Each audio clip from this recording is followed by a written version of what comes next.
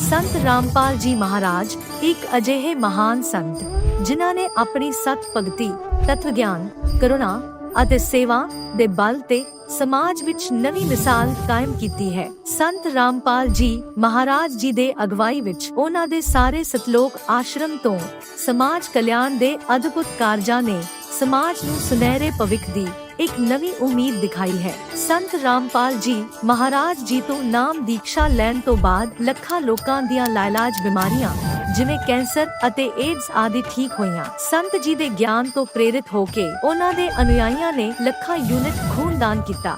ਸੰਤ ਜੀ ਨੇ ਲੱਖਾਂ ਭੈਣ ਬੇਟੀਆਂ ਦੇ ਦਹੇਜ ਮੁਕਤ ਵਿਆਹ ਕਰਵਾਏ। ਸੰਤ ਜੀ ਨੇ ਲੱਖਾਂ ਲੋਕਾਂ ਦਾ ਨਸ਼ਾ ਛੁਡਾਇਆ, ਕਰੋੜਾਂ ਉਜੜੇ ਪਰਿਵਾਰ ਵਸੇ। ਸੰਤ ਜੀ ਦੇ ਆਸ਼ਰਮਾਂ ਵਿੱਚ ਸਮਾਗਮਾਂ ਦੇ ਦੌਰਾਨ ਨਿਸ਼ੁਲਕ ਅੱਖਾਂ ਦਾ ਇਲਾਜ ਅਤੇ ਦੰਦਾਂ ਦਾ ਇਲਾਜ ਕੀਤੇ ਜਾਂਦੇ ਹਨ। ਸੰਤ ਰਾਮਪਾਲ ਜੀ ਮਹਾਰਾਜ ਵੱਲੋਂ ਸਮੇਂ-ਸਮੇਂ ਤੇ ਵਾਤਾਵਰਣ ਸੰਭਾਲ ਮੁਹਿੰਮ ਦੇ ਤਹਿਤ ਵੱਡੇ ਪੱਧਰ ਤੇ ਰੁੱਖ ਲਗਾਏ ਜਾਂਦੇ ਹਨ। ਸੰਤ ਜੀ ਨੇ ਲੋੜਵੰਦਾਂ ਨੂੰ ਤੁਰੰਤ ਸਹਾਇਤਾ ਪਹੁੰਚਾਉਣ ਲਈ ਮੁਫਤ ਐਂਬੂਲੈਂਸ ਸੇਵਾ ਸ਼ੁਰੂ ਕੀਤੀ। ਸੰਤ ਜੀ ਆਪਣੇ ਅਨੁਯਾਈਆਂ ਨੂੰ ਦੇ ਦਾਨ ਲਈ ਪ੍ਰੇਰਿਤ ਕਰਦੇ ਹਨ, ਜਿਸ ਨਾਲ ਮਾਨਵਤਾ ਦੀ ਸੇਵਾ ਅਤੇ ਸਿਹਤ ਸੇਵਾਵਾਂ ਦੇ ਖੇਤਰ ਵਿੱਚ ਸੁਧਾਰ ਹੋ ਸਕੇ।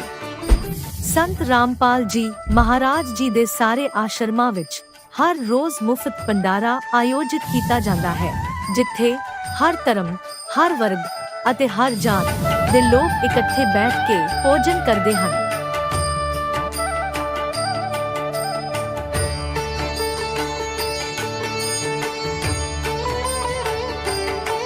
ਸੰਤ ਰਾਮਪਾਲ ਜੀ ਮਹਾਰਾਜ ਦੇ ਆਸ਼ਰਮਾਂ ਵਿੱਚ ਹਜ਼ਾਰਾਂ ਬਜ਼ੁਰਗਾਂ ਨੂੰ ਸਨਮਾਨ ਅਤੇ ਪਿਆਰ ਨਾਲ ਜੀਵਨ ਜਿਉਣ ਦਾ ਮੌਕਾ ਮਿਲਦਾ ਹੈ। ਉਹਨਾਂ ਦੇ ਖਾਣ, ਰਹਿਣ ਅਤੇ ਸਿਹਤ ਦੀ ਪੂਰੀ ਜ਼ਿੰਮੇਵਾਰੀ ਸੰਤ ਰਾਮਪਾਲ ਜੀ ਮਹਾਰਾਜ ਚੱਕਦੇ ਹਨ।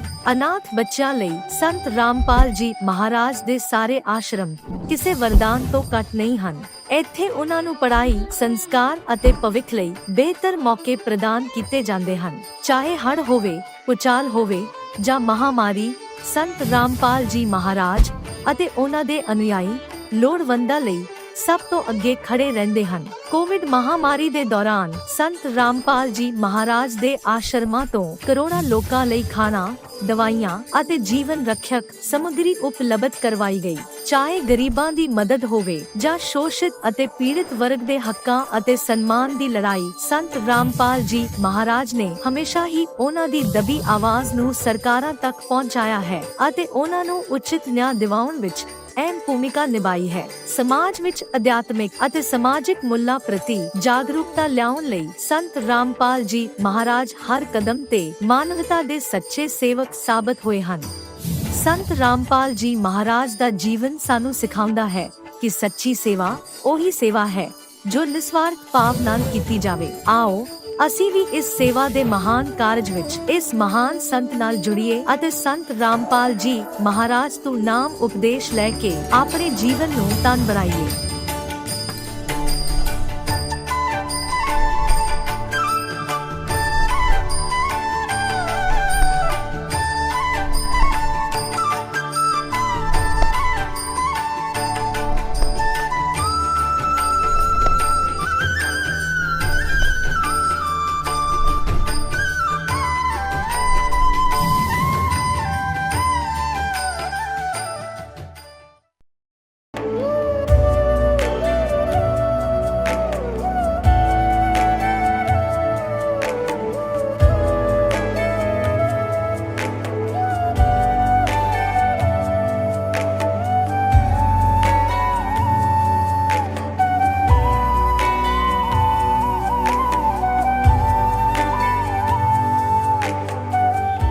पवित्र श्रीमद् भागवत गीता, पवित्र चारों वेद, पवित्र कुरान शरीफ, पवित्र बाइबल, पवित्र गुरु ग्रंथ साहिब, पवित्र कबीर साहिब की वाणी में छुपे हुए गूढ़ रहस्य अर्थात तत्व को जानने के लिए कृपया अवश्य सुनिए जगत गुरु तत्वदर्शी संत रामपाल जी महाराज के मंगल प्रवचन।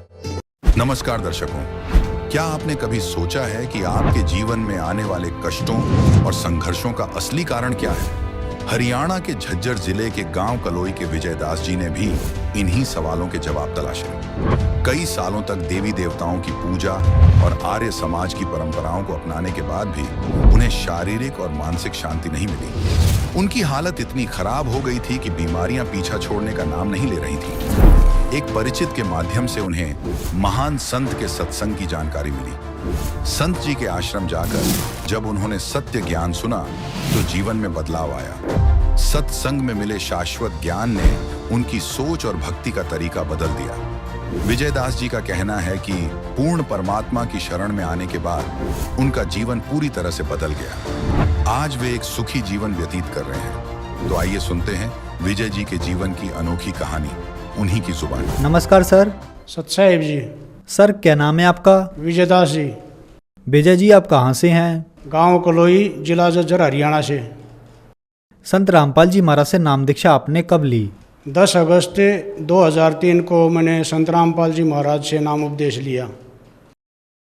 संत रामपाल जी महाराज से नाम दीक्षा लेने से पहले आप क्या भक्ति साधनाएं करते थे? सभी की पूजा करते थे जी। जो भी देवी देवता हैं ये पारंपरिक हैं, अपनी आर्य समाज से भी जुड़े हुए थे।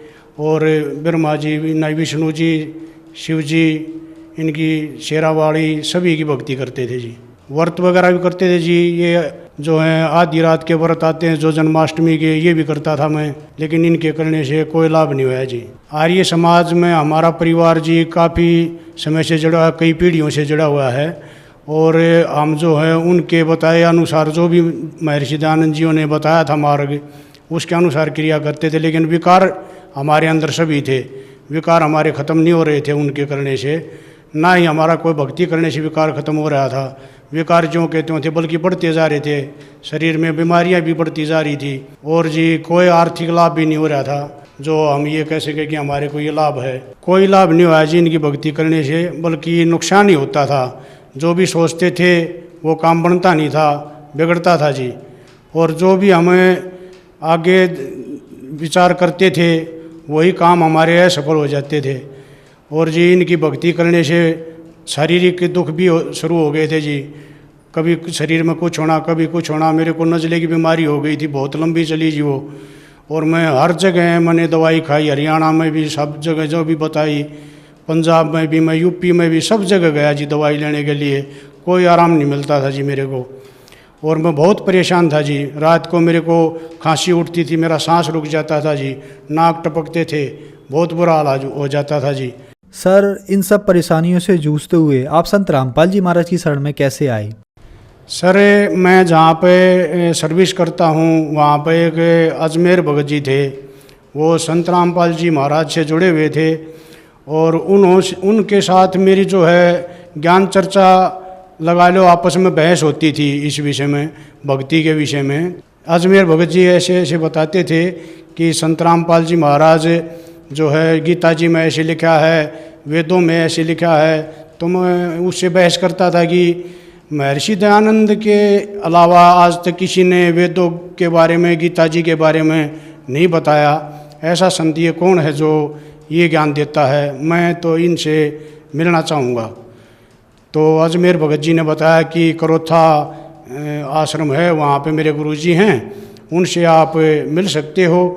तो ऐसे जो मेरे को वहाँ पर जाने का अवसर मिला। वो अजमेर भगत जी मेरे को लेके गए संत रामपाल जी महाराज के आश्रम में। तो मैं वहाँ पे गया तो मेरे को संत रामपाल जी महाराज के आश्रम में करोथा गया। तो वहाँ से मैंने संत रामपाल जी महाराज से नाम उपदेश लिया और उसके बाद मेरा जीवन ही बदल गया। सर संत रामपाल जी महाराज से नाम दीक्षा लेने के बाद आपको क्या लाभ प्राप्त हुए? सबसे बड़ा लाभ तो मेरे को जी ये होया कि मेरे को जो है ना मोक्ष मार्ग मिला। और मैं जो है मेरा जीवन सफल हो गया जी। मैं बहुत परेशान था। इन जो पारिवारिक जो हमारी जो भक्ति थी उनसे और संत रामपाल जी महाराज की शरण में आने के बाद आर्थिक लाभ भी होया जी, आध्यात्मिक लाभ भी होया। और जी मैं बहुत नशे पते करता था जी, जिनसे पूरा परिवार परेशान रहता था जी। और संत रामपाल जी महाराज की शरण में आने के बाद मेरे सब नशे छूट गए जी। और जी मेरा एक्सीडेंट हो गया 2014 में सर। वो उसमें मेरे एक्सीडेंट में जान जानी थी जी। मैं कोई उम्मीद नहीं थी, डॉक्टरों ने जवाब दे दिया था कि इसका कोई वो मतलब उम्मीद नहीं है बचने की। लेकिन मालिक संत रामपाल जी महाराज की दया से मेरे को जीवन दान मिला और मैं बिल्कुल ठीक हो गया। और आज मैं अपना काम जो है ड्यूटी भी कर रहा हूँ और बिल्कुल स्वस्थ हूँ जी। संत रामपाल जी महाराज की कृपा से आज मैं आपके सामने बिल्कुल स्वस्थ खड़ा हूँ जी। और मेरे नज़ले की बीमारी थी सर, वो जो मैं सब जगह इलाज करवा चुका था, टीबी हॉस्पिटल में, पीजीआई में, राजस्थान में, पंजाब में, जिसने भी जहाँ बताया इसके इलाज के लिए मैं वहीं गया जी। ये 22-23 साल से था जी मेरे। और संत रामपाल जी महाराज की शरण में आने के बाद, उनसे नाम उपदेश लेने के बाद मेरे को कोई बीमारी नहीं रही जी, बिल्कुल स्वस्थ हो गया मैं। नज़ला तो ऐसे हो गया जैसे मेरा कभी होया ही नहीं था। पीजीआई में दिखाया था सर मैंने, टीबी हॉस्पिटल में दिखाया था, डॉक्टरों के नाम तो मुझे याद नहीं है, सरकारी हॉस्पिटल नहीं में इलाज करवाया था मैंने। गुड़गांव में, मैदानता में भी मैंने इलाज करवाया जी, वहाँ से भी कोई आराम नहीं हुआ मेरे को। मैं धोखा पूजी भी बहुत की जी मैंने, जिसने भी जहाँ बताया मैंने ये कोशिश की कि मेरी बीमारी ठीक हो जाए, वहाँ पर धोख लगाया हो, वहाँ चले जाओ, ऐसे कई जगह गया जी मैं, लेकिन कोई आराम नहीं हुआ था जी मेरा। संत रामपाल जी महाराज से नाम उपदेश लेने के बाद मेरी बीमारी ये बगैर दवाई के ठीक हो गई सर। मैंने कोई भी दवाई नहीं लेनी पड़ी इस चीज मतलब नज़ले की भक्ति करने से, नाम की कमाई से मेरा जो है ना बिल्कुल जो शरीर जो है ना स्वस्थ हो गया। संत रामपाल जी महाराज से जिस दिन से मैंने नाम उपदेश लिया है 2003 से आज तक मेरे कोई बीमारी नहीं है। सभी मेरे नशे पते सब छूट गए, जो भी मैं नशे सब नशे करता था मैं, सब नशे मेरे नाम उपदेश लेते ही छूट गए। पता नहीं मालिक की कैसी रजा हुई, मेरा नशा करने को दिल ही नहीं करता और ना ही नशे को मतलब छूने, बीड़ी शराब तम्बाकू इनको छूने का भी दिल नहीं करता। पीने की तो बहुत बड़ी बात है। ये सिर्फ संत रामपाल जी महाराज की कृपा है जो मैं आज बिल्कुल स्वस्थ हूँ और मेरे सभी विकार और शरीर के कष्ट सब ठीक हो गए जी। सर, आपका परिवार 3 पीढ़ियों से आर्य समाजी है।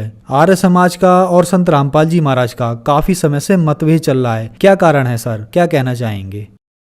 सर, संत रामपाल जी महाराज ने आर्य समाज से कोई वो नहीं था, द्वेष नहीं था। उन्होंने जो है ना सच्चाई बताई है, सत्यार्थ प्रकाश के बारे में उन्होंने विस्तार से बताया है, उसको खोल के देखा है। हम तो सिर्फ सुना था, हम तो सुनी सुनाई बातों पे लगे हुए थे, आर्य समाजी बने हुए थे, लेकिन विकार सारे करते थे जी।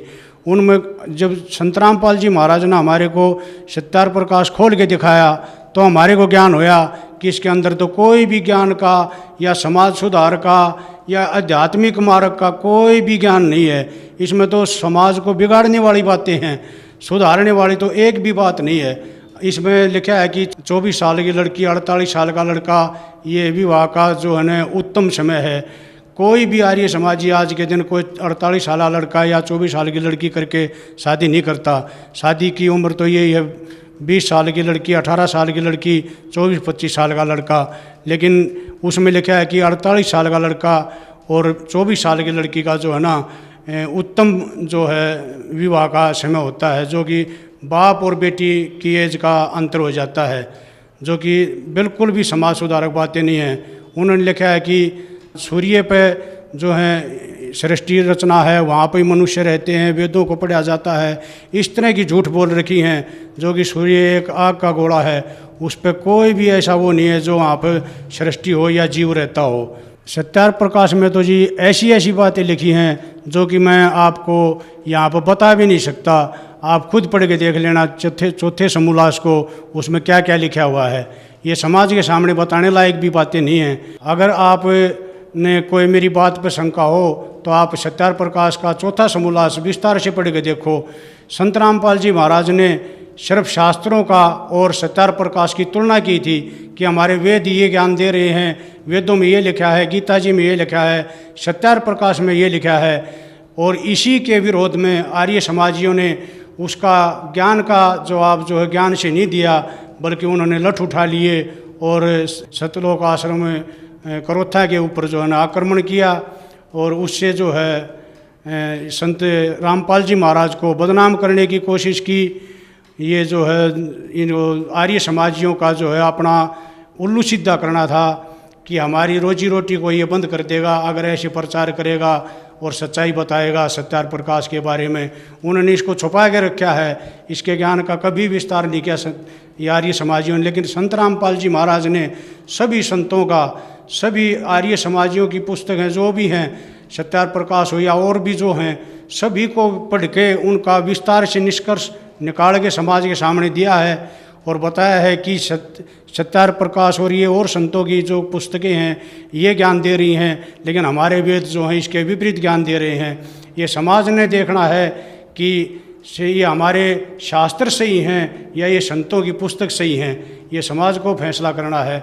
बाकी संत रामपाल जी महाराज ने अपनी तरफ से शास्त्रों के बारे में निर्णायक ज्ञान दिया है, जो कि हमारे जीवन को सफल करने वाला और आध्यात्मिक ज्ञान है, जो मोक्ष प्राप्ति का मार्ग है।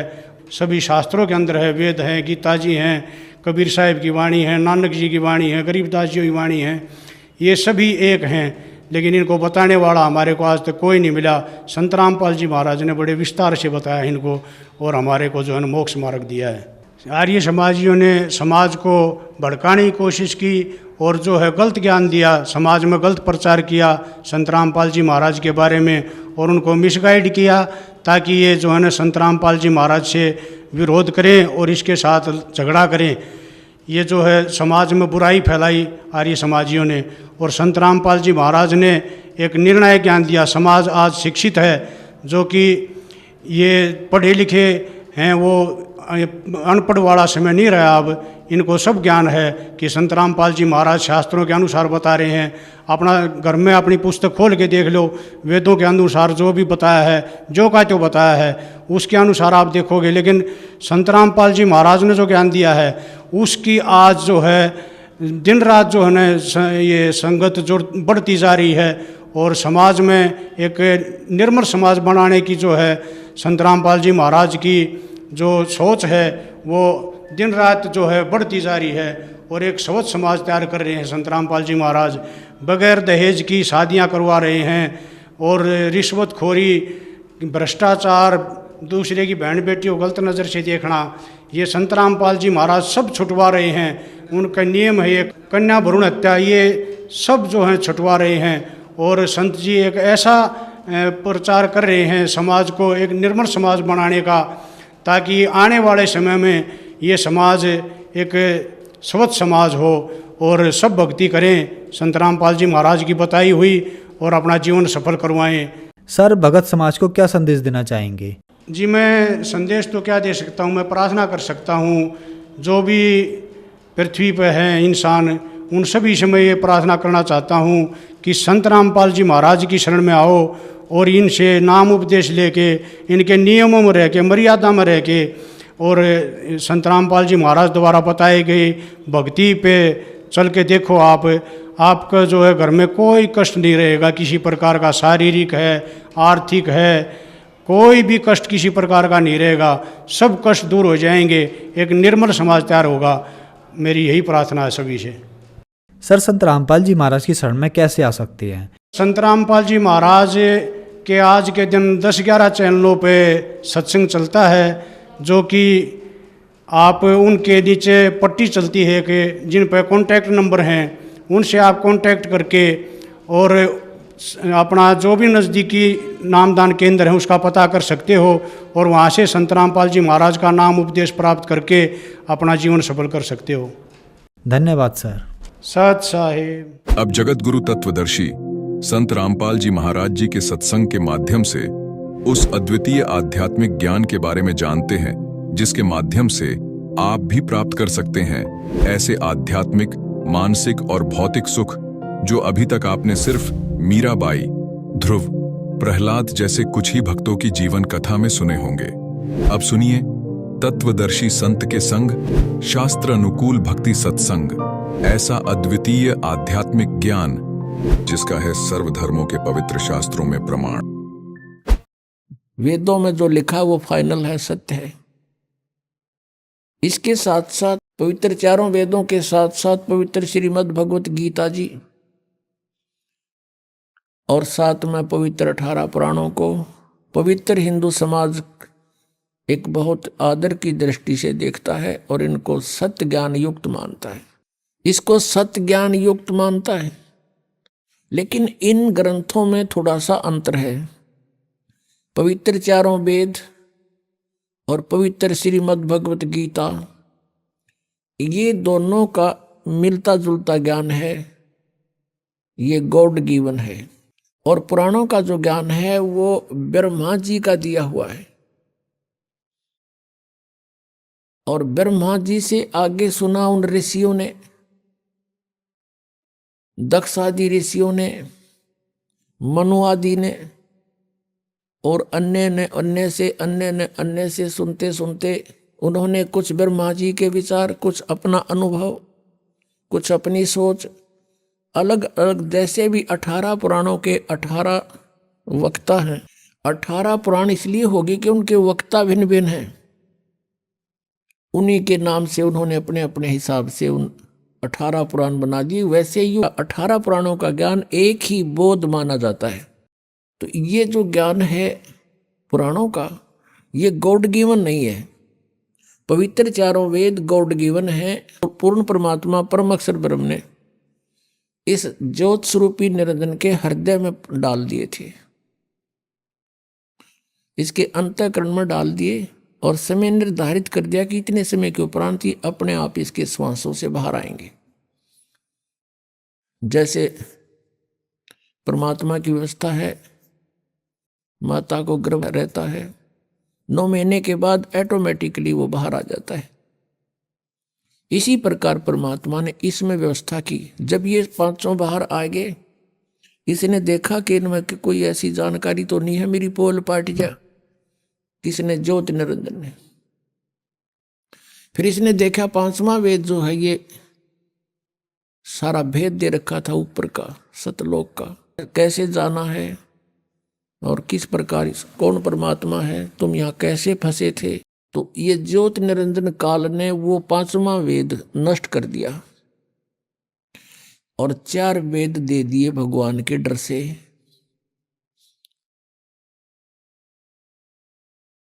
इन 4 वेदों में पूर्ण परमात्मा की महिमा है, साथ साथ में इसकी भी महिमा है। ये कितने सतर का भगवान है, इसकी भक्ति से कितना लाभ हो सकता है। फिर इस काल ने ही ब्रह्म ने 4 वेदों को पढ़ा, उस 4 वेदों वाले ज्ञान को श्री कृष्ण जी में प्रवेश करके इसने बोला। इसमें थोड़ा सा इसने एक आध जगह गड़बड़ करने की चेष्टा की है, और उसमें कहा कि ये मेरा मत है। यदि इसका मत वेदों से मेल खाता है तो वेद ज्ञान है वो, और इसका मत वेदों से मेल नहीं खाता है तो इसका अपना ही विचार है, वो भी नहीं मानने हमने केवल वेद ज्ञान को मानना है, और 5वां वेद परमेश्वर ने स्वयं आकर के बोला था उसको मानना है। 18 पुराणों को हमने सहयोगी शास्त्र मान रखा है कि इसमें जो लिखा है, इनमें इन ब्रह्मा विष्णु महेश जी की जीवनी है और इन्होंने लिख रखी है, तो इसको हमने इसलिए सत्य मानना है कि इनमें जो लिखा है इनकी सतीथि वह सही लिख रखी है।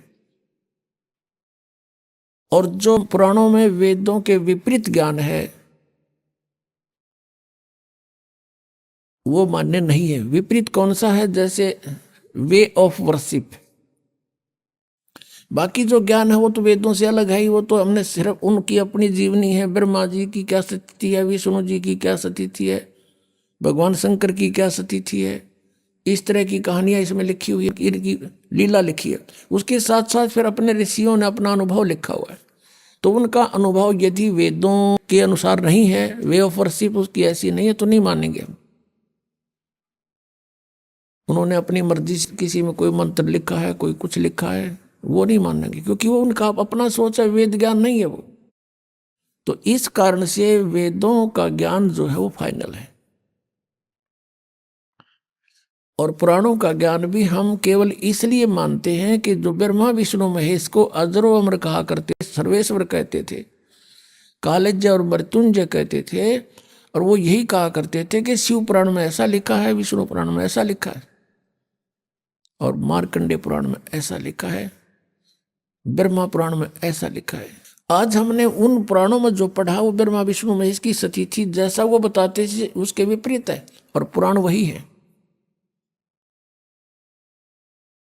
तो हमने पवित्र वेदों में ये जानना है कि उन वेदों में क्या लिखा है, क्योंकि वेद परमात्मा की ही महिमा से परिपूर्ण है। और उन वेदों ने हमें क्या बताने की चेष्टा की है,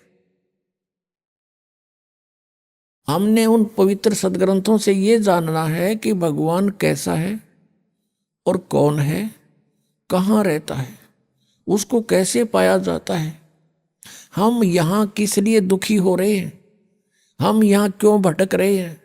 ऋषि महर्षि भी चले गए यहाँ जख मार के, उनको भी रास्ता नहीं मिला, ये कारण क्या है।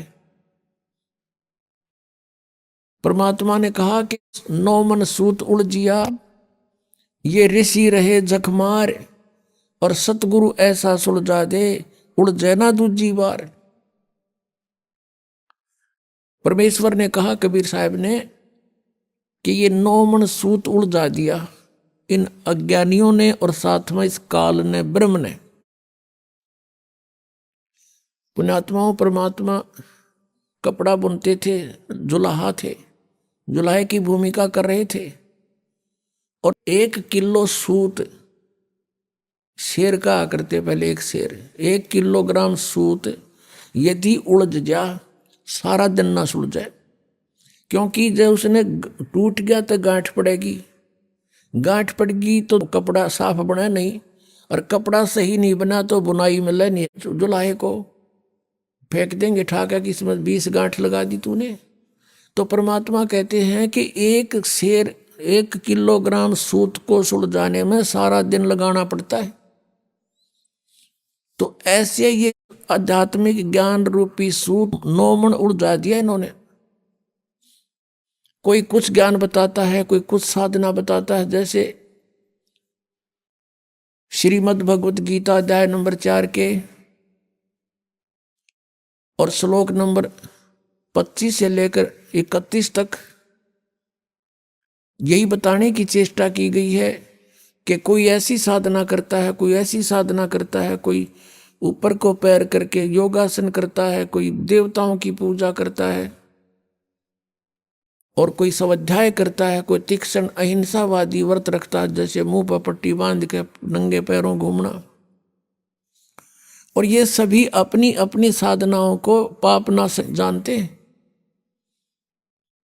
फिर तुरंत कहा है 4 अध्याय के 32वें श्लोक में कि इस प्रकार की बहुत विस्तार के साथ यज्ञ यानी धार्मिक अनुष्ठानों की जानकारी सच्चिदानंद घन ब्रह्म की वाणी में, उस परम अक्षर ब्रह्म ने जो स्वयं आकर के अपने मुख से जो वाणी बोली है, वो 5वां वेद है। जिस वेद को काल भगवान ने नष्ट कर दिया था, उसकी पूर्ति करने के लिए स्वयं परमेश्वर ने आना पड़ा,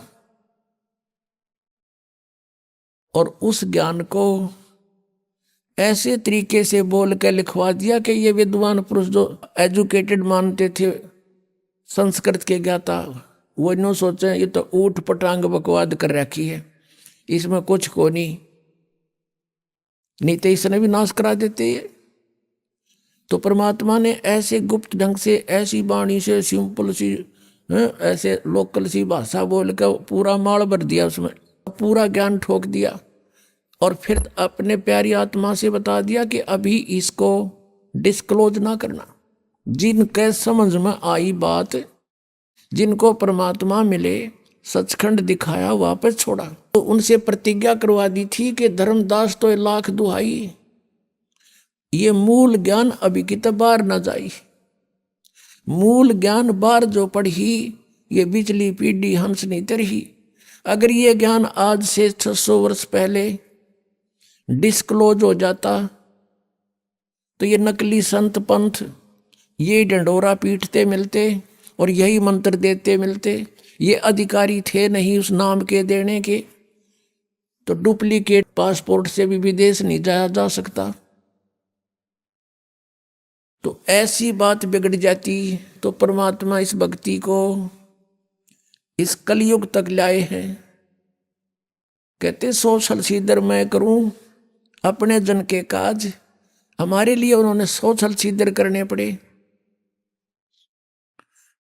और उस तत्व ज्ञान को आज पिछली पीढ़ी में लाकर अब डिस्क्लोज करवाया इस दास के द्वारा।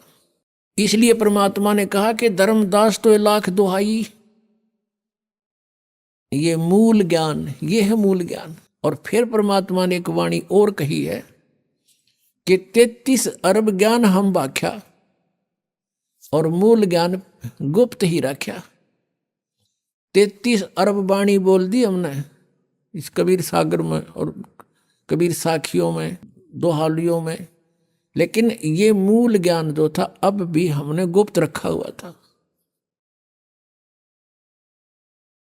और अब ये इस दास के माध्यम से सार्वजनिक करवा दिया भगवान ने, क्योंकि अब ये सभी पंथ नष्ट होंगे, इनका अस्तित्व खत्म हो जाएगा कुछ दिनों में।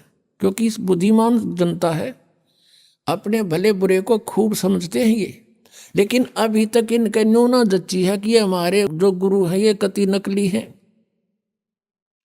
और उनका उस समय यकीन होगा जब इस दास के ज्ञान को अच्छी तरह समझेंगे और सदग्रंथों से मेल कर लेंगे, फिर उन नकलियां न छोड़कर आप आ जाएंगे। कुछ एक ऐसे व्यक्ति होते हैं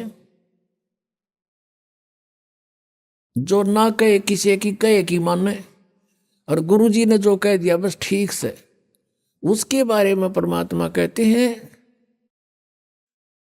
कि चातुर प्राणी चोर है और मूड मुग्ध है ठोठ, संतों के निकाम के इन दे गलजोट। इतने प्रमाण देख के और जो व्यक्ति नहीं मान रहा कि ये संत नहीं है, कहते फिर वो तो मूड है, मुग्ध मूड ठोठ, फिर वो हमारे काम के नहीं है, वो वहीं पड़े रहे उन्ना दौरे। एक भक्त कह रहा था जी ये आमत गए सारे जितने दूसरे पंथा दौरा बैठे हैं। उसने एक उदाहरण दिया कि जैसे बाई बस ट्रेवल कर रहे हैं और रास्ते में कई बार बस खराब हो जाती है, तो कुछ तो बुद्धिमान से जब आइडिया ला लें कि यह खराब होगी, झटकम पटकम होने लाग रही है, जब रुक जा और साथ में दूसरी बस आ जाती है, तुरंत उतर कर चढ़ जाते हैं, वह ना देखते कदे किराया दोबारा देना पड़े। कुछ ऐसे होते हैं कि कंडक्टर ड्राइवर ने कह दे भाई गाड़ी खराब होगी, वो उतर के फिर दूसरी में बैठे। और उन्होंने कहता कुछ ऐसे होते हैं फिर भी बैठे रहे कंडक्टर ड्राइवर के कहीं पाछे भी, वह जब उतरेंगे, जब कंडक्टर ड्राइवर भी दूसरी बस में चढ़ लेंगे, वह जब उतरा करें क्या सचमुच ये भी नारा इब्त है। तो कुछ ऐसे हैं जब इनके गुरुजी आते यहाँ तो पलायन कर जाएंगे, क्योंकि जनता इनको जीण नहीं देगी। यहाँ पर इनका अनमोल जीवन बर्बाद कर रखा, एक सांस की कीमत है। परमात्मा कहते कहता हूं कहीं जात हूं कहूं बजा के ढोल, और ये श्वास जो खाली जात है ये 3 लोक का मोल है। एक श्वास की इतनी कीमत और मनुष्य जीवन के कितने जीवन सांस बर्बाद कर दिए, क्योंकि श्वासों से जीवन है जीव का, और ये कितने बर्बाद हो गए सत भक्ति ना करने से। तो वो जो उनके कति श्रद्धालु गणे हैं बिना ज्ञान के, वो जब आओगे यहाँ पर जब वो भी हाथ खड़ा कर देंगे कि हमारे पल्ला ना कुछ, तो ये भी पुण्यात्मा होगा, कोई ऐसा कह देता है। वैसे यहाँ बहुत से ऐसे महंत हैं जो बहुत से शिष्य बनाए हुए थे, उनके शिष्यों ने उनसे संपर्क साधा इस ज्ञान से परिचित होकर के, और कहा जी देखो आप भी भगवान के लिए निकले हो और हम भी भगवान के लिए ही आपके अनुयायी बने हैं। यदि ये ज्ञान गलत है तो हमें क्लियर करके बता दो। अगर ये रामपाल ज्ञान गलत बोल रहा है तो हमें बताओ, ये प्रमाण दे रखे, और नहीं तो फिर आप भी आओ। अब थोड़ी बहुत देर तक वो गुरु अग्रम मग्रम करता है, लेकिन फिर विवश हो जाता है, क्योंकि उसको भी भगवान चाहिए। अगर इतनी सच्चाई देखकर वो नहीं आते हैं, नहीं मानते हैं, तो वो संत है नहीं, वो तो परमात्मा भी नहीं चाहते, केवल महिमा चाहते हैं अपनी, बस चेले बने रहें जय जयकार हो ही रहे, फिर कट्ठे भूत बनेंगे सारे। आदरणीय गरीबदास साहिब जी को जो परमात्मा ने उनको ये तत्व ज्ञान दे दिया था, क्या बताते हैं कि साहिब के दरबार में गायक कोट अनंत और 4 चीज मांगे हैं, रिद्धि सिद्धि मान महंत। उस परमेश्वर के साहिब के दरबार में ऐसा कोई एक इन चारों ने छोड़ के और चाहे पुरुष अलेख। तो ये सब मान महंत के भूखे हैं जितने ये संत पंथ बने हुए। यदि ये मान बढ़ाई नहीं चाहते हैं और ये अपना कल्याण चाहते हैं और ये हितैषी हैं अपने अनुयायियों के, तो इस दास के ज्ञान से परिचित हों और इसमें बताओ गलत कहाँ है, और ये अपना टिप्पणी दो फिर इसके ऊपर। क्यों नहीं बोलते? 10 साल हो गए दास ने गला फड़ाते ने, और सरेआम कह रहा हूँ, टीवी चैनलों पर भी बोल रहा हूँ, पुस्तकों के माध्यम से भी इनके पोल खोल रहा हूँ। क्यों ना बोलते? ये क्यों नहीं बोलते? क्योंकि ये चोर हैं। परमात्मा कहते हैं बेखों के लश्कर फिरें ये बाणी चोर कठोर, और सतगुरु धाम ना पहुंचेंगे ये 84 के ढोर। परमात्मा की वाणी को चुरा कर सचखंड का रट ला रखा, कह का पता नहीं इन लोगों को। जैसे वेदों को गलत मानने वाला कोई प्राणी नहीं, खासकर हिंदू समाज में। और ये जो राधा स्वामी पंथ है, इन्होंने के गुट्टी पैर रखी है श्रद्धालुओं को कि हमने वेदों की आवश्यकता नहीं, ना हमने गीता जी की, ना हमने पुराणों से कुछ लेना देना। संत जो वाणी बोलते हैं वो फाइनल होती है। वो वेद भी तो किसी ने लिखे, वेद व्यास ने वेद लिखे हैं। अरे वेद व्यास ने वेद लिखे जरूर हैं, लेकिन ये वाणी किसकी है? वेद व्यास राइटर है, जैसे गीता जी का वेद व्यास राइटर है, वक्ता नहीं है।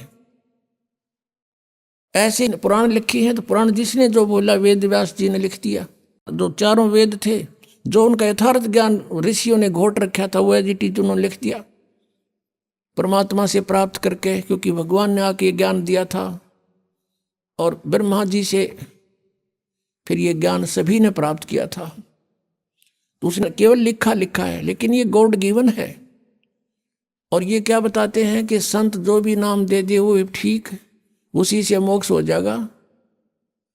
और फिर ये भी कहते हैं कि हमने वेदों की जरूरत नहीं है, हमारा तो ज्ञान वेदों से ऊपर का है। वेदों से ऊपर का हमारा ज्ञान था। और हम जैसे कोई कहता भी, जैसे यहाँ कमल बताते हैं शरीर में पीछे, तो वो कहते हैं हम तो सीधे त्रिकुटी से चलते हैं, हमने त्रिकुटी यहाँ नहीं है, वैसे वो यहाँ बताते हैं, यहाँ बैक में होती है। और कहते हैं हम सीधे त्रिकुटी से चलते हैं, हमारा तो वहाँ से मार्ग शुरू होता है। अब पुण्यात्माओं जो वेद ज्ञान को गलत बताते हैं, तो इससे होता है कि उनका ज्ञान तक घना निर्मल पाना चाहिए। वेदों से ऊपर का है तो कुछ वेदों वाला भी थोड़ा बहुत समावेश चाहिए उसके अंदर। जैसे 10वीं का सिलेबस होता है, 10th का क्लास का, तो उसमें पहली से लेकर कैक है तो वहीं से शुरू होते हैं। 3री, 4थी, 5वीं, 6ठी, 8वीं, 9वीं का कुछ उसमें समावेश होता है ज्ञान का। और इनका ज्ञान दिखाते हैं आपको राधा स्वामी वालों का, जो ये कहते हैं कि हमारा ज्ञान तो वेदों से ऊपर का है। अब दिखाता है इनका ज्ञान। 2 बोल इनके भी सुना दूं राधा स्वामी वालों के। एक पुस्तक है सारवचन राधा स्वामी वार्तिक, ये देखिएगा, इसकी एक झलक दिखाते हैं आपको। सारवचन राधा स्वामी वार्तिक, राधा स्वामी सत्संग व्यास, ये कहाँ से छपी है? प्रकाशक है जगदीश चंद्र, सेक्रेटरी राधा स्वामी सत्संग व्यास, डेरा बाबा जयमल सिंह, पंजाब। 2003 में ये 16वां संस्करण है। और ये यहाँ से छपी है, printed in India by Lakshmi offset printers, Delhi. इतने में इसकी भूमिका में क्या लिखा है कि सारवचन राधा स्वामी वार्तिक हजूर स्वामी जी महाराज के वचनों का संग्रह है। ये वचन सत्संगों तथा अन्य चर्चाओं के दौरान सत्संगियों ने नोट किए थे। स्वामी जी महाराज के परम धाम सिधारने के कुछ वर्ष बाद इनका संग्रह करके पुस्तक के रूप में छपवाया गया। सन 1902 में बाबा जयमल सिंह जी महाराज ने सारवचन राधा स्वामी वार्तिक को पहली बार गुरमुखी लिपि में छपवाया। प्रस्तुत पुस्तक उसी प्रथम गुरमुखी संस्करण के अनुसार है और अब इसका हिंदी संस्करण प्रकाशित किया जा रहा है। स्वामी जी महाराज का शुभ नाम, जिसने युराधा स्वामी पंथ का चिमटा गाड़ा, जिसका प्रवर्तक माना जाता है, स्वामी जी महाराज का शुभ नाम सेठ शिवदयाल सिंह जी था। आपने 15 अगस्त 1818 में आगरा शहर में जन्म लिया। आपके पिताजी का नाम सेठ दिलवाली सिंह जी तथा माता जी का नाम महामाया जी था। आपके पूर्वज पंजाब के रहने वाले थे तथा घर में गुरु ग्रंथ साहिब का पाठ किया जाता था। आपके माता पिता हाथरस के प्रसिद्ध संत तुलसी साहिब के भगत थे। स्वामी जी महाराज ने भी तुलसी साहिब की काफी संगत की थी। बचपन से ही स्वामी जी महाराज का रुझान अध्यात्म की ओर था। आपने एक कमरे में बैठकर 17 वर्ष सुरत शब्द योग का अभ्यास किया और सन 1861 में बसंत पंचमी के दिन खुले तौर पर आम सत्संग और सुरत शब्द योग का उपदेश शुरू कर दिया। पुण्यात्माओं, अब ये शिवदयाल जी तो थे सन 1818 में जन्मे आगरा में, और इन्होंने 17 वर्ष तक एक बंद कोठड़ी में बैठ के और हठ योग किया। गुरु ग्रंथ साहिब को पढ़ता था, इसके अंदर से परमात्मा का सचखंड सतलोक की तद ढूंढ लिया। फिर कबीर साहिब की वाणी में तो ले लिया, करने नो दीदार महल में प्यारा है, एक शब्द है 32 कली का, वो इन्हें खोलना आया ना, इनका समझ में आया नहीं। तो काल से प्रेरणा थी ही इनको, और ये एक नकली सांग जोड़ कर बैठ गए। अब दिखाते इनका के ज्ञान था जो वेदों से भी उत्तम बतावे हैं। और इस पुस्तक के अंदर जो लिखा है, ये कहा गया है कि ये हजूर स्वामी जी महाराज शिवदयाल जी फाउंडर ऑफ राधा स्वामी, और इसी राधा स्वामी से सच्चा सौदा सिरसा, वही ज्ञान वहीं से उपदेश प्राप्त है उनको। और ये मथुरा के अंदर जय गुरुदेव, और इधर ये ठाकुर जी महाराज थे एक, और दिल्ली में कृपाल मिशन, ये सारा एक का कुएं का पानी है। इस शिवदयाल जी के इस ज्ञान तो समझ लेना उनके पास क्या है। और जनौद में एक महाराज हुए ताराचंद जी, वो भी उस राधा स्वामी के कुएं का पानी भर के यहाँ बांटे थे। वही ज्ञान ये देखना, ये वही पुस्तक चल रही है, सारवचन राधा स्वामी वार्तिक, ये वही चल रही है। अब हम इसके यहाँ जाते हैं। राधा स्वामी दयाल की दया, राधा स्वामी साहेब, खुलासा उपदेश हजूर राधा स्वामी साहब का। अब शिवदयाल जी के वचनों का खुलासा लिख रखा है, जो उसने बोलिया वो का वो। अब दफा 1 में पढ़ते हम। सिर्फ काम इतना है कि इंसान यानी मनुष्य अपनी सूरत यानी रूह को उसके खजाने और निकास यानी मुकाम सतनाम और राधा स्वामी में, मुकाम माने स्थान, सतनाम स्थान कहा है, राधा स्वामी भी सतनाम का स्थान कहा है, मुकाम। इनका ज्ञान देखियो, तोड़ पाड़ रखे ने, पहुंचावे यानी उस राधा स्वामी स्थान में पहुंचावे, सतनाम स्थान में अपनी सूरत पहुंचा दे। फिर तीसरे वचन में गीता के से श्लोक बना रखे, इन्हें कति 118 150 वर्ष हो गए इनको न्यू के न्यू प्रिंट कर रखी। जितने आचार्य और महात्मा और अवतार पैगंबर हरेक मजहब में हुए हैं, वे सब अपने अभ्यास के जोर से अंतर में तरफ मुकाम असली के चले, असली स्थान की ओर चले। कोई बिरले संत मंजिल 8वीं यानी राधा स्वामी तक पहुंचे। अरे वाह, अच्छा सिर्फ संत मंजिल 5वीं यानी सतनाम पर पहुंचे। अब यह मंजिल 5वीं सतनाम। और कोई बिरले संत मंजिल 8वीं यानी राधा स्वामी पर पहुंचे। अब यहाँ देखो, तो अब आपने देख लिया, यहाँ तक क्लियर कर दिया न कि सतनाम भी स्थान है, मंजिल कहो, ये मंजिल का यहाँ अनुवाद भी कर रखा है। मंजिल माने स्थान है, देखियो रहा, मंजिल माने स्थान, यानी ये फिर देख लो, क्योंकि ये घना गहरा ज्ञान है ना, इनका समझ में ना आवा जल्दी से। कोई बिरले संत मंजिल 8वीं यानी स्थान 8वीं यानी राधा स्वामी पर, सिर्फ संत मंजिल 5वीं यानी स्थान सतनाम पे, सतनाम स्थान हो गया, मंजिल माने स्थान, सतनाम स्थान पे पहुंचे। अरे देखियो 4 वचन पृष्ठ नंबर 15 पे, कमाल कर दिया, इसमें तो रिकॉर्ड तोड़ दिया इन्हें, वेद फेल कर दिए सारे। अब समझना चाहिए कि राधा स्वामी पद सबसे ऊंचा मुकाम है, सबसे ऊंचा स्थान है राधा स्वामी, और यही नाम कुल मालिक और सच्चे साहब का है, सच्चे खुदा का है।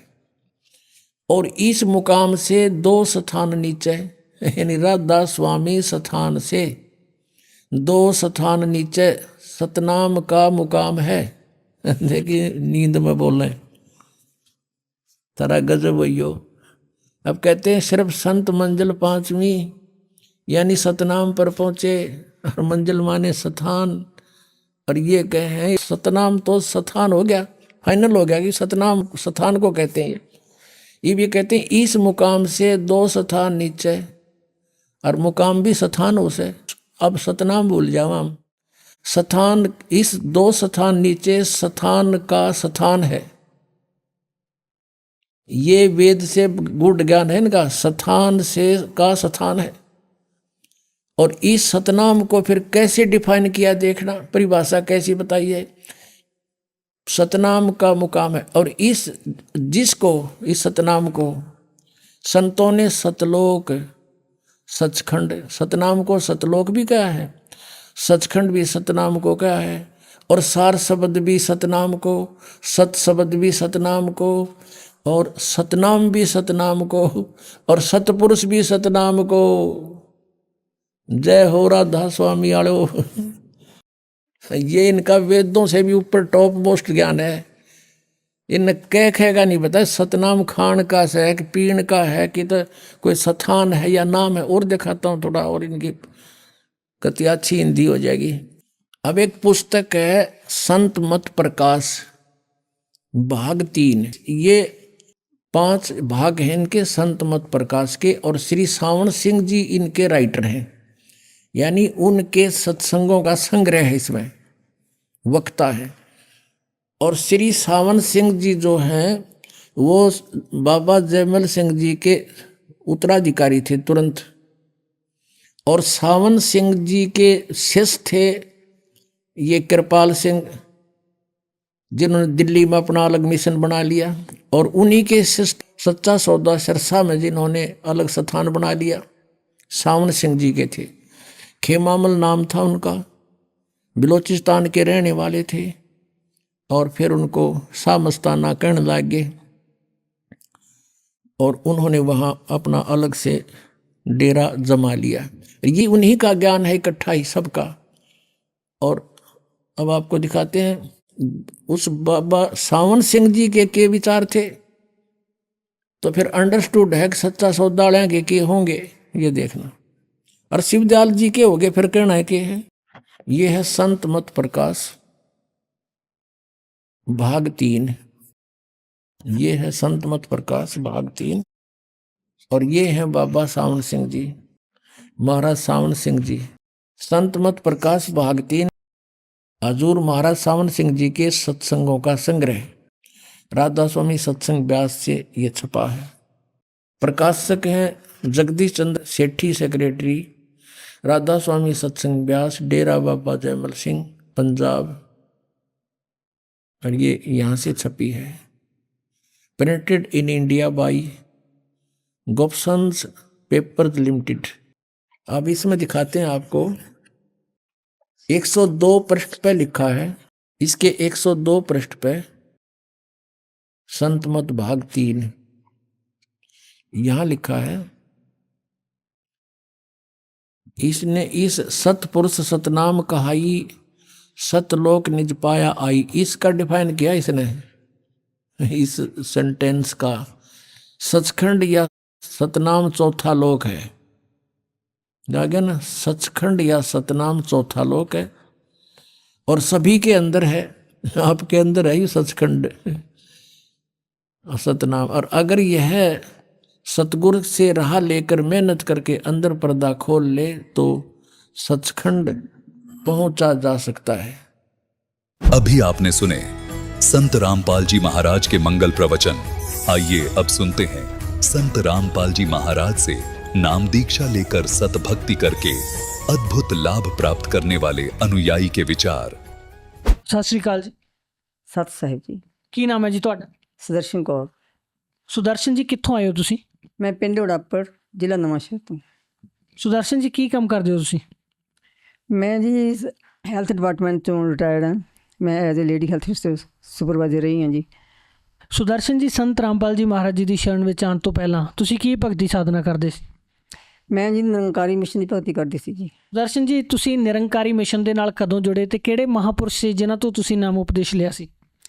ਮੈਂ ਜੀ 1965 ਵਿੱਚ ਨਿਰੰਕਾਰੀ ਮਿਸ਼ਨ ਨਾਲ ਜੁੜੀ ਹਾਂ ਅਤੇ ਉਦੋਂ ਗੁਰਬਚਨ ਸਿੰਘ ਜੀ ਮਹਾਰਾਜ ਹੁੰਦੇ ਸੀ, ਜਿਨ੍ਹਾਂ ਨੇ ਅੱਗੋਂ ਆਪਣੀਆਂ ਸਤਸੰਗ ਘਰ ਦੇ ਵਿੱਚ ਆਪਣੇ ਆਪਣੇ ਮੁਖੀਆ ਚੁਣੇ ਹੋਏ ਸਨ, ਜਿਹੜੇ ਕਿ ਉਸ ਨੂੰ ਚਲਾਉਂਦੇ ਸਨ। ਮਤਲਬ ਤੁਹਾਡੇ ਕਹਿਣ ਦਾ ਇਹ ਹੈ ਕਿ ਜਿਹੜੇ ਉਹ ਸੰਤ ਗੱਦੀ ਦੇ ਸੀਗੇ ਜਾਂ ਜਿਹੜੇ ਗੁਰੂ ਸੀਗੇ ਉਹ ਗੁਰਬਚਨ ਸਿੰਘ ਜੀ ਸੀਗੇ, ਪਰ ਨਾਮ ਉਪਦੇਸ਼ ਜਿਹੜੇ ਦੂਜੇ ਸੇਵਾਦਾਰ ਸੀਗੇ ਸਤਸੰਗ ਘਰਾਂ ਦੇ ਵਿੱਚ ਉਹ ਨਾਮ ਉਪਦੇਸ਼ ਦਿੰਦੇ ਸੀ। ਹਾਂਜੀ, ਉਹਨਾਂ ਨੇ ਉਹਨੂੰ ਫਿਕਸ ਕੀਤਾ ਹੋਇਆ ਸੀ ਕਿ ਇਹ ਨਾਮ ਉਪਦੇਸ਼ ਦੇਣਗੇ। ਅਤੇ ਤੁਸੀਂ ਜਿਹੜਾ ਜਦੋਂ ਨਿਰੰਕਾਰੀ ਮਿਸ਼ਨ ਦੇ ਨਾਲ ਜੁੜ ਗਏ ਉਹ ਤੋਂ ਬਾਅਦ ਫਿਰ ਕੀ ਤੁਸੀਂ ਸਤਸੰਗ ਵਗੈਰਾ ਵੀ ਕਰਦੇ ਸੀ ਸਟੇਜ ਦੇ ਉੱਪਰ? ਹਾਂਜੀ, ਇਹਦੇ ਵਿੱਚ ਭਰਾਵਾਂ ਦੀ ਅਤੇ ਸਾਂਝੀ ਸਤਸੰਗ ਵੀ ਹੁੰਦਾ ਸੀ ਅਤੇ ਭੈਣਾਂ ਦਾ ਮਿਸ਼ਨ ਕਦੀ ਕਦੀ ਰੱਖਿਆ ਹੋਇਆ ਸੀਗਾ ਅਤੇ ਉਸ ਦਿਨ ਭੈਣਾਂ ਇਕੱਲੀਆਂ ਆਉਂਦੀਆਂ ਸਨ ਅਤੇ ਉਹਦੇ ਵਿੱਚ ਇਹਨਾਂ ਨੇ ਕਿਆ ਕਰਨਾ ਕਿ ਚਲੋ ਭੈਣ ਜੀ ਤੁਸੀਂ ਗੱਦੀ 'ਤੇ ਬੈਠੋ ਅਤੇ ਬਚਨ ਕਰੋ। ਅਤੇ ਸੰਤ ਰਾਮਪਾਲ ਜੀ ਮਹਾਰਾਜ ਜੀ ਦੀ ਸ਼ਰਨ ਵਿੱਚ ਫਿਰ ਤੁਸੀਂ ਕਿਸ ਤਰ੍ਹਾਂ ਦੇ ਨਾਲ ਆਏ? ਇਸ ਤਰ੍ਹਾਂ ਹੀ ਅਸੀਂ ਸਕੂਲ ਚਲਾਉਂਦੇ ਹਾਂ ਪਿੰਡ ਦੇ ਵਿੱਚ, ਅਤੇ ਉੱਥੇ ਆਪਣੇ ਭਗਤ ਰਜੇਸ਼ ਭਾਗੀ ਜੀ ਪਟਿਆਲੇ ਵਾਲੇ ਆਏ ਸੀ ਸਮਾਰਟ ਕਲਾਸ ਸਟਾਰਟ ਕਰਨ ਵਾਸਤੇ। ਵੈਸੇ ਸਮਾਰਟ ਕਲਾਸ ਤਾਂ ਸਾਡੇ ਕੋਲ ਪਹਿਲਾਂ ਵੀ ਚੱਲਦੀ ਸੀ, ਪਰ ਉਹਨਾਂ ਦਾ ਬਿਜ਼ਨਸ ਸੀਗਾ ਵੀ ਮੈਂ ਹਰ ਸਕੂਲ ਦੇ ਵਿੱਚ ਲਗਾਉਣਾ ਹੈ। ਜਦੋਂ ਉਹ ਆਏ ਅਤੇ ਉਹਨਾਂ ਨੇ ਉਹ ਸਟਾਰਟ ਕੀਤਾ ਅਤੇ ਫਿਰ ਉਹਨਾਂ ਨੂੰ ਅਸੀਂ ਆਪਣੀ ਇੱਕ ਪ੍ਰੋਬਲਮ ਦੱਸੀ ਕਿ ਸਾਡੇ ਜੋ ਬੇਟੀ ਹੈ ਦੋਹਤੀ ਮੇਰੀ, ਉਹ ਸਫ਼ਰ ਨਹੀਂ ਕਰ ਸਕਦੀ ਕਿਤੇ ਵੀ। ਉਹ ਕਹਿੰਦੇ ਜੀ ਲਓ ਇਸ ਦਾ ਹੱਲ ਮੈਂ ਤੁਹਾਨੂੰ ਦੱਸਦਾ, ਤੁਸੀਂ ਆਪਣੇ ਸਤਿਗੁਰੂ ਪਰਮਾਤਮਾ ਰਾਮਪਾਲ ਜੀ ਮਹਾਰਾਜ ਦਾ ਨਾਮ ਲਓ ਅਤੇ ਬੱਚੀ ਤੁਹਾਡੀ ਦੀ ਠੀਕ ਹੋ ਜਾਏਗੀ। ਬੱਚੀ ਨੂੰ ਕੀ ਪ੍ਰੋਬਲਮ ਆਉਂਦੀ ਸੀ ਤੁਹਾਡੇ? ਮਤਲਬ ਉਹਨੇ ਸਿਹਤ ਨੂੰ ਲੈ ਕੇ ਕੀ ਸਮੱਸਿਆ ਸੀਗੀਆਂ? ਬੱਚੀ ਨੂੰ ਇਹ ਸੀਗਾ ਜੀ ਉਹ ਸਫ਼ਰ ਬਿਲਕੁਲ ਵੀ ਨਹੀਂ ਕਰ ਸਕਦੀ ਸੀ। ਸਫ਼ਰ ਕਰਦੇ ਸਮੇਂ ਉਹਨੂੰ ਬਹੁਤ ਉਲਟੀਆਂ ਆਉਂਦੀਆਂ ਹੁੰਦੀਆਂ ਸੀ, ਬਹੁਤ ਉਲਟੀਆਂ ਆਉਂਦੀਆਂ ਹੁੰਦੀਆਂ ਸੀ।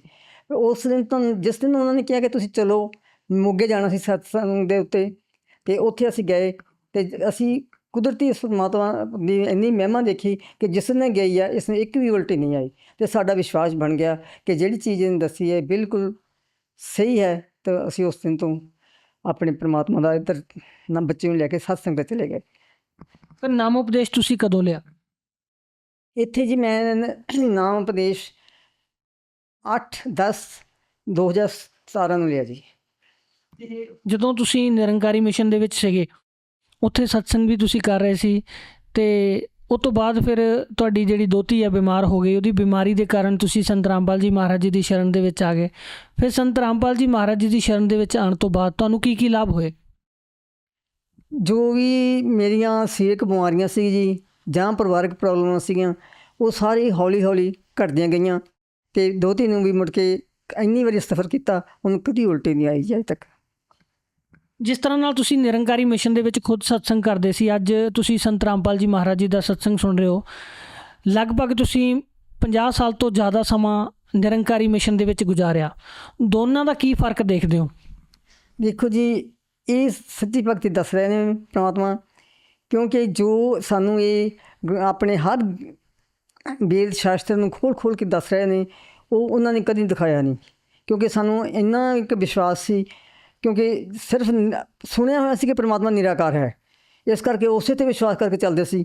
ਪਰ ਉਸ ਦਿਨ ਤੋਂ ਜੋ ਦੇਖਿਆ ਕਿ ਉਸ ਤੋਂ ਕੋਈ ਲਾਭ ਨਹੀਂ ਮਿਲਿਆ, ਤੇ ਅਸੀਂ ਫਿਰ ਪਰਮਾਤਮਾ ਦਾ ਇੱਧਰ ਨਾਮ ਲਿਆ। ਜਦੋਂ ਸਾਡੇ ਕੋਲ ਆਏ, ਉਹਨਾਂ ਨੇ ਕਿਹਾ ਵੀ ਤੁਸੀਂ, ਮੈਂ ਤੁਹਾਡੇ ਨਾਲ ਚੱਲਾਂਗਾ, ਨਾਮ ਲੈ ਲਓ। ਜਿਹੜਾ ਨਿਰੰਕਾਰੀ ਮਿਸ਼ਨ ਦੇ ਵਿੱਚ ਤੁਸੀਂ ਭਗਤੀ ਸਾਧਨਾ ਕਰ ਰਹੇ ਸੀ, ਉਹਦੇ ਨਾਲ ਤੁਹਾਡੇ ਜੀਵਨ ਦੇ ਵਿੱਚ ਕੀ ਪ੍ਰਭਾਵ ਸੀਗੇ? ਸੁੱਖ ਆ ਰਹੇ ਸੀ ਜਾਂ ਦੁੱਖ ਆ ਰਹੇ ਸੀ, ਜਾਂ ਕਿਸ ਤਰ੍ਹਾਂ ਕਰਮ ਦੀ ਮਾਰ ਸੀ? ਕੀ ਉੱਥੋਂ ਜਿਹੜੀ ਸਾਧਨਾ ਸੀਗੀ ਉਹਦਾ ਕੀ ਇੰਪੈਕਟ ਸੀ ਤੁਹਾਡੀ ਲਾਈਫ ਦੇ ਉੱਪਰ? ਉਹਨਾਂ ਦੇ ਉਸ ਵਿੱਚ ਕਾਫੀ ਦੁੱਖ ਹੀ ਦੁੱਖ ਦੇਖੇ ਥੋੜ੍ਹੇ ਜਿਹੇ ਮੈਂ, ਪਰ ਨਾਲ ਨਾਲ ਚੱਲਦੇ ਗਏ। ਪਤਾ ਨਹੀਂ ਦਿਲ 'ਚ ਇਹ ਸੀਗਾ ਕਿ ਇਹ ਨਿਰਾਕਾਰ ਹਰ ਜਗ੍ਹਾ 'ਤੇ ਹੈ, ਪਤਾ ਨਹੀਂ ਤਾਂ ਹੀ ਟਲੀ ਜਾਂਦੇ ਆ, ਅਤੇ ਇੰਨਾ ਨਹੀਂ ਕੋਈ ਮਹਿਸੂਸ ਹੋਇਆ ਜੀ। ਅਤੇ ਅੱਜ ਜਦੋਂ ਤੁਸੀਂ ਸੰਤ ਰਾਮਪਾਲ ਜੀ ਮਹਾਰਾਜ ਜੀ ਦੀ ਸ਼ਰਨ ਦੇ ਵਿੱਚ ਹੋ, ਜੇ ਤੁਹਾਨੂੰ ਇਹ ਅਸੀਂ ਸਵਾਲ ਕਰੀਏ ਕਿ ਪਰਮਾਤਮਾ ਸਾਕਾਰ ਹੈ ਜਾਂ ਨਿਰਾਕਾਰ ਹੈ, ਕਿਉਂਕਿ 52 ਸਾਲ ਲਗਭਗ ਤੁਸੀਂ ਨਿਰੰਕਾਰੀ ਮਿਸ਼ਨ ਦੇ ਵਿੱਚ ਇਸ ਲਈ ਗੁਜ਼ਾਰ ਦਿੱਤੇ ਕਿ ਪਰਮਾਤਮਾ ਨਿਰਾਕਾਰ ਹੀ ਹੈ ਅਤੇ ਉਹ ਸਾਰਿਆਂ ਦੇ ਨਾਲ ਰਹਿੰਦਾ, ਉਹਨੂੰ ਨਿਰਾਕਾਰ ਮੰਨ ਕੇ ਭਗਤੀ ਕਰਦੇ ਰਹੇ। ਉਸ ਤੋਂ ਬਾਅਦ ਹੁਣ ਤੁਸੀਂ ਸੰਤ ਰਾਮਪਾਲ ਜੀ ਮਹਾਰਾਜ ਜੀ ਦੀ ਸ਼ਰਨ ਵਿੱਚ ਹੋ। ਜੇ ਪਰਮਾਤਮਾ ਨੂੰ ਲੈ ਕੇ ਤੁਹਾਨੂੰ ਸਵਾਲ ਪੁੱਛੀਏ ਕਿ ਪਰਮਾਤਮਾ ਸਾਕਾਰ ਹੈ ਜਾਂ ਨਿਰਾਕਾਰ ਹੈ, ਹੁਣ ਤੁਸੀਂ ਕੀ ਕਹੋਗੇ? ਅੱਜ ਜੀ ਪਰਮਾਤਮਾ ਦੇ ਨਾਮ ਤੋਂ, ਪਰਮਾਤਮਾ ਦੇ ਨਾਮਦਾਨ ਲੈਣ ਤੋਂ ਬਾਅਦ ਇਹ ਪਤਾ ਲੱਗਾ ਕਿ ਪਰਮਾਤਮਾ ਸਾਕਾਰ ਹੈ, ਨਿਰਾਕਾਰ ਨਹੀਂ ਹੈ। ਕੀ ਪ੍ਰਮਾਣ ਹੈ ਇਸ ਗੱਲ ਦਾ ਪਰਮਾਤਮਾ ਸਾਕਾਰ ਹੈ? ਉਹਦੇ ਵਿੱਚ ਆਪਣਾ ਕਬੀਰ ਸਾਹਿਬ ਦੇ ਸਭ ਚੀਜ਼ਾਂ ਦਿਖਾਉਂਦੇ ਨੇ ਕਿ ਜਦੋਂ ਵੀ ਕਿਸੇ ਭਗਤ ਦੇ ਉੱਤੇ ਮਤਲਬ ਕਸ਼ਟ ਬਣਦਾ ਹੈ ਅਤੇ ਕਿਸ ਤਰ੍ਹਾਂ ਆ ਕੇ ਉਹ ਕਸ਼ਟ ਨੂੰ ਨਿਵਾਰਨ ਕਰਦੇ ਹਨ। ਸੋ ਹੁਣ ਯਕੀਨ ਆ ਗਿਆ ਕਿ ਇਹ ਪਰਮਾਤਮਾ ਅਸਲੀ ਭਾਗ ਪਰਮਾਤਮਾ ਹੈ, ਜਿਹੜਾ ਕਿ ਇੱਕ ਛਿਣ ਦੇ ਵਿੱਚ ਆ ਕੇ ਉਹ ਦੁੱਖ ਦੂਰ ਕਰ ਦਿੰਦਾ ਹੈ। ਜਿਹੜਾ ਨਿਰੰਕਾਰੀ ਮਿਸ਼ਨ ਦੇ ਵਿੱਚ ਇੱਕ ਚੀਜ਼ ਤੁਸੀਂ ਕਹੀ ਕਿ ਜਿਹੜੇ ਗੱਦੀ ਦੇ ਉੱਪਰ ਤਾਂ ਸੰਤ ਸੀਗੇ, ਗੁਰਬਚਨ ਸਿੰਘ ਜੀ ਜਿਹੜੇ ਉਹਨਾਂ ਨੂੰ ਮਹਾਰਾਜ ਮੰਨਦੇ ਸੀ ਜਾਂ ਗੁਰੂ ਮੰਨਦੇ ਸੀ, ਪਰ ਨਾਮ ਉਪਦੇਸ਼ ਜਿਹੜੇ ਉਹ ਹੋਰ ਜਿਹੜੇ ਸੇਵਾਦਾਰ ਹੈ ਉਹ ਦਿੰਦੇ ਸੀ। ਇਸ ਚੀਜ਼ ਨੂੰ ਕਿਸ ਤਰ੍ਹਾਂ ਦੇਖਦੇ ਹੋ ਵੀ ਗੁਰੂ ਤਾਂ ਤੁਹਾਡਾ ਕੋਈ ਹੋਰ ਹੈ, ਪਰ ਨਾਮ ਉਪਦੇਸ਼ ਤੁਸੀਂ ਕਿਸੇ ਹੋਰ ਵਿਅਕਤੀ ਤੋਂ ਲੈ ਰਹੇ ਹੋ? ਉਹਨਾਂ ਨੇ ਕੁਛ ਇਸੇ ਤਰ੍ਹਾਂ ਸੈਟਿੰਗ ਕੀਤੀ ਹੋਈ ਸੀ। ਉਹਨਾਂ ਨੂੰ ਵੱਖਰੇ ਬੰਦਾ ਉਸ ਨਾਲ ਆਉਂਦੇ ਸੀ ਕਿ ਹਾਂ ਜੀ ਅਸੀਂ ਨਾਮ ਦੇਣਾ ਹੈ, ਅਤੇ ਜਿਨ੍ਹਾਂ ਨੇ ਵੀ ਨਾਮ ਲੈਣਾ ਲੈ ਲਓ। ਉਹਨਾਂ ਦਾ ਆਪਣੇ ਮਿਸ਼ਨ ਦੇ ਮੁਤਾਬਕ ਉਹਨਾਂ ਨੇ ਇਹ ਕੀਤਾ ਹੋਇਆ ਸੀ ਜੀ। ਜਿਹੜਾ ਉੱਥੇ ਨਾਮ ਜਾਪ ਦਿੱਤਾ ਜਾ ਰਿਹਾ ਸੀ, ਤੂੰ ਹੀ ਨਿਰੰਕਾਰ ਮੈਂ ਤੇਰੀ ਸ਼ਰਨ ਮੈਨੂੰ ਬਖਸ਼ ਲੈ, ਅਤੇ ਇੱਕ ਸੰਤਾਂ ਦੀ ਬਾਣੀ ਦੇ ਵਿੱਚ ਸਤਨਾਮ ਦਾ ਜ਼ਿਕਰ ਹੈ।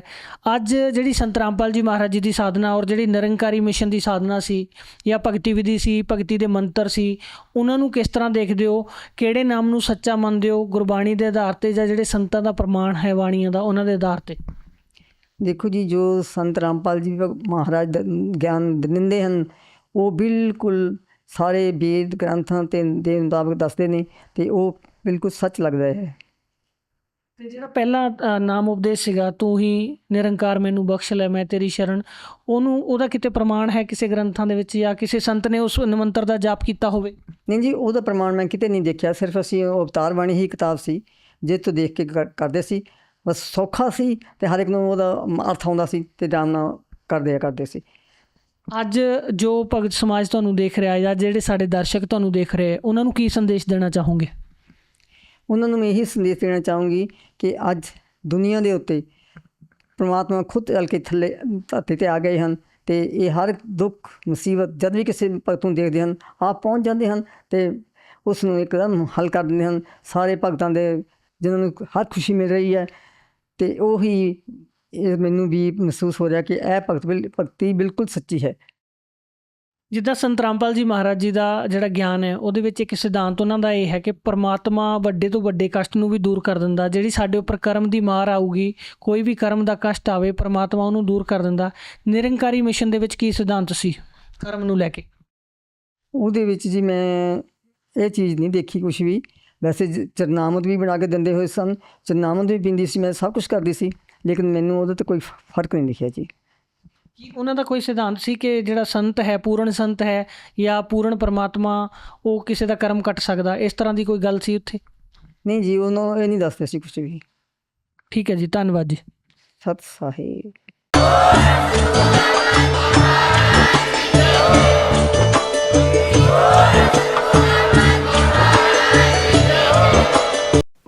आप सुन रहे थे जगत गुरु तत्वदर्शी संत रामपाल जी महाराज के मंगल प्रवचन।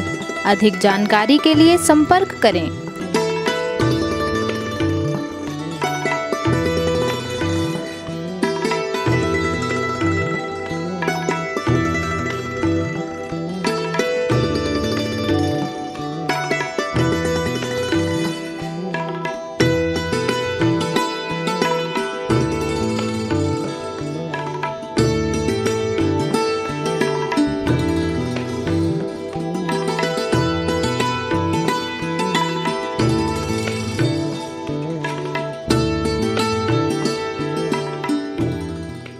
जगत गुरु तत्वदर्शी संत रामपाल जी महाराज जी के पावन सानिध्य में भक्ति की अलख जगाने तथा श्रद्धालुओं को सत्य भक्ति मार्ग का रास्ता दिखाने हेतु कनाडा के लोकप्रिय channel the TV NRI channel पर जगत गुरु तत्वदर्शी संत रामपाल जी महाराज जी के मंगल प्रवचनों का प्रसारण प्रतिदिन सुबह 7:30 बजे से 8:30 बजे तक तथा रात्रि 7:30 बजे से 8:30 बजे तक किया जा रहा है। इस सत्य भक्ति मार्ग को अपनाने के लिए अधिक से अधिक सत्संग प्रसारण देखें। इस सत्संग प्रवचन का सीधा प्रसारण संत रामपाल जी महाराज लाइव सत्संग YouTube चैनल और जगत गुरु संत रामपाल जी महाराज Facebook पेज पर भी देख सकते हैं।